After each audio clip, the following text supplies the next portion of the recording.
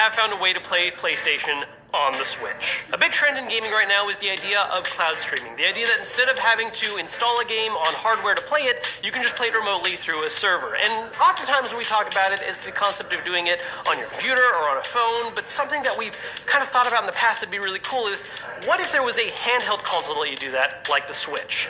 Well, it's actually something you can do by taking advantage of Android on the Switch. This is something we've covered before, of the idea of getting Android running on Switch. We're going to do a quick refresher on how exactly it works, but if you guys want an in-depth guide on how it all goes down, we'll have that link down below in the description. Now, a couple things before walking through the entire setup. For this to work, you do need to have a certain older model of Switch, as well as not be running the latest firmware. There are guides you can find online that show how old you need. You can even enter your serial number to find out. This one in particular happens to be old enough.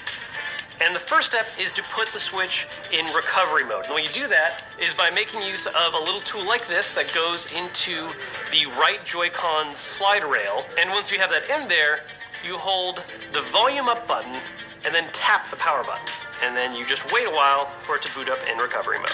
If you notice the screen turns on and everything's all black, that means you actually did it right and it's working. So once we have it in recovery mode, we plug it into our PC setup where we've got this already running.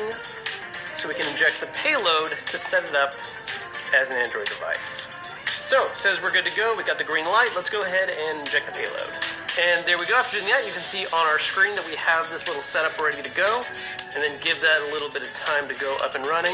Again, this is just going over the kind of setup of how you go to set it up each and every single time that you want to be running in it. What's interesting to note about this is that all of the OS right now, the entire Android aspect of this, is running off of the SD card that we have in the Switch. So as far as the Switch is concerned, it's still